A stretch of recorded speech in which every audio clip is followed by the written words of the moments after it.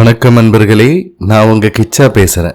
பார்வையால் பசுங்கன்றை பிழைக்கச் செய்த பரமாச்சாரியா. 6 டாக்டர்களுக்கும் அதை நம்பவே முடியவில்லை.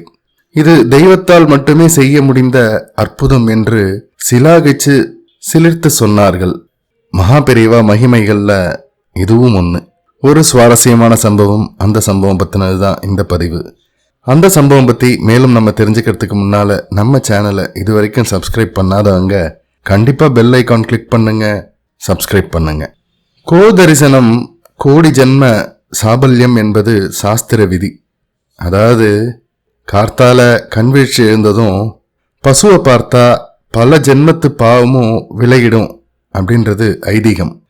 மகாபெரியவாளுக்கு கோமாதாக்கள் மேல அலாதி பிரியம் உண்டு. கோ சம்ரக்ஷணம் பண்றதை பத்தி அவர் பேசாத நாளே இல்லைன்னு கூட சொல்லலாம். மடத்துல இருக்கிற சமயத்துல தினமும் கார்த்தால அவர் தரிசனம் பண்றது கோமாதாவை தான். அதே மாதிரி பல சமயம் பசுக்கள் பராமரிக்கப்படுற கொட்டகையிலேயே தான் அமர்ந்துருவார். ஒரு சமயம் மடத்துல இருந்த பசுக்கள்ல ஒன்று நிறமாத கர்ப்பமா இருந்தது. பேறு காலம் நெருங்கிட்டதால பசு வேதனைப்பட்டுட்டே இருந்தது. குறிப்பிட்ட நாள் கடந்தும் எதனாலேயோ அந்த பசுவால கன்றை ஈன்றெடுக்க முடியல. மூச்சு இறைக்க முனகலும் கத்தலுமா அவஸ்தப்பட்டு இருந்தது பசு. மடத்து பசுக்களை பார்த்துக்கிற கால்நடை மருத்துவர் வந்தார். அவர் முகத்துல ஒரு கேள்விக்குறி எழுந்தது. இருந்தாலும் வெளியில காட்டிக்காம மேலும் சில கால்நடை மருத்துவர்களை வரவழைச்சார். ரொம்பவே அனுபவம் உள்ளவா அவெல்லாம். எல்லா டாக்டரும் பரிசோதனை பண்ணா ஒருத்தர் 2 பேர் இல்லை, மொத்தம் 6 பேர். பசுவை நல்லா பரிசோதிச்சுட்டு பசு ஏன் இன்னும் பிரசவிக்கல அப்படிங்கிற காரணத்தை கண்டுபிடிச்சா. அது என்னன்னா, கன்றுக்குட்டி பசுவோட வயிற்றுக்குள்ள இறந்து போயிருந்தது. அதை வெளியே எடுக்கலன்னா பசுவும் இறந்துரும். அந்த 6 டாக்டர்களும் ஊர்ஜிதமா இந்த விஷயத்த சொன்னா. அவ சொன்னதை கேட்டதும் மடத்தோட நிர்வாகிகளுக்கு அதிர்ச்சி.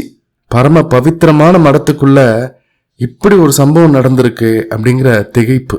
அது மட்டுமல்லாம இந்த விஷயத்த மகாபெரிவா கிட்ட எப்படி போய் சொல்றது, யார் போய் சொல்லுவா அப்படின்னு ஒரே குழப்பம் எல்லாருக்கும். இருந்தாலும் இந்த முக்கியமான விஷயத்த அவர்கிட்ட சொல்லாம இருக்க முடியாது இல்லையா? அதனால தயங்கி மெதுவா ஆச்சாரியாட்ட போய் விஷயத்த சொன்னா. சொன்னதையெல்லாம் மகாபெரியவா அமைதியா கேட்டுண்டா. மெதுவா தான் இருக்கையை விட்டு எழுந்து நேரா பசு இருந்த கொட்டகைக்கு வந்தார் மகாபெரியவா. கீழே பலகையை போட சொன்னார். பசுவுக்கு நேரா அமர்ந்தார். கண்ணை மூடிண்டு தியானத்துக்கு போயிட்டார். 10-15 நிமிஷத்துக்கு அப்புறமா கண்ணை திறந்தார். வேற எந்த பக்கமும் கவனத்தை திசை திருப்பாம பரிதாபமா வேதனைப்பட்டு இருந்த அந்த பசுவையே உத்து பார்க்க ஆரம்பிச்சார் மகாபெரியவா. எல்லாரும் பரபரப்பா ஏதோ நடக்க போறது அப்படின்னு பார்த்துட்டே இருந்தா மகானோட பார்வை பசுவை தவிர வேற பக்கம் திரும்பவே இல்லை. கன்று வயிற்றுக்குள் இறந்து போயிற்று என்று ஏகோபித்து முடிவாக சொன்ன டாக்டர்கள் ஒரு பக்கம் நின்று மகானையும் பசுவையும் மாறி மாறி பார்த்து கொண்டே இருந்தார்கள். கிட்டத்தட்ட அரை மணி நேரத்துக்கு மேலாச்சு. இப்படியும் அப்படியுமா நிலை கொள்ளாம தடுமாறிண்டே இருந்தது பசுமாடு. அரை மணி நேரம் கழிச்சு ஒரு இடத்துல நின்றுடுது. அதே சமயம் அதோட வயிற்றுலேருந்து மெதுவா கண்ணுக்குட்டி வெளியே வர ஆரம்பிச்சுது. 1-2 நிமிஷத்துக்குள்ள அழகா ஒரு கண்ணுக்குட்டி வெளியே வந்தது. அது மட்டும் இல்லாம வெளியே வந்து விழுந்த கண்ணுக்குட்டி அதுக்கே உரிய துள்ளலோட எழுந்து நின்று கொஞ்சம் தள்ளாடி தடுமாறி அப்புறம் நேரா நின்று தாய் மடியை தேடி முட்டி முட்டி பால் குடிக்க ஆரம்பிச்சிருது. தாய் பசு சந்தோஷமா கண்ணுக்குட்டிக்கு நக்கி நக்கி பாலை கொடுத்தது. நடந்ததை எல்லோரும் ஆச்சரியமா பார்த்துட்டு இருந்தா. அதே சமயம் அந்த 6 டாக்டர்களுக்கும் அதிர்ச்சி. இது எப்படி நடந்தது, எப்படி உயிர் வந்தது? அறிவியலுக்கு தெரியாத ஆச்சரியத்தோட பார்த்துட்டு இருந்த சமயத்துல இதெல்லாம் ஒரு ஆச்சரியமும் கிடையாதுங்கிற மாதிரி மெதுவா எழுந்தார் பரமாச்சாரியா. பசுமாட்டுக்கிட்ட போனார். வாஞ்சையோட அதோட கழுத்துல நல்லா தடவி கொடுத்தார். அப்புறம் எதுவுமே நடக்காத மாதிரி அவர் பாட்டுக்கு உள்ளே போயிட்டார். அந்த 6 டாக்டர்களுக்கும் இதை நம்பவே முடியல.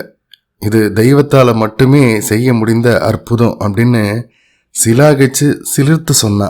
சிலர் மடத்தோட சிப்பந்திக கிட்ட எப்படி இந்த அதிசயம் நிகழ்ந்ததுன்னு கேட்டதுக்கு அவ சொன்ன பதில், சத கோடி காயத்ரி மகாமந்திரம் ஜபம் செய்த மகான் மகாபெரியவா.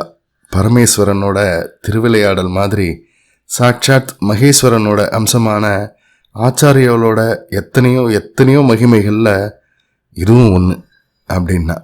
ஜெய ஜெய சங்கர ஹர ஹர சங்கர. இந்த பதிவு உங்களுக்கு பிடிச்சிருந்தா லைக் பண்ணுங்க, ஷேர் பண்ணுங்க, கமெண்ட் பண்ணுங்க, மறக்காம பெல் ஐக்கான் கிளிக் பண்ணுங்க, சப்ஸ்கிரைப் பண்ணுங்க. நன்றி அன்பர்களே.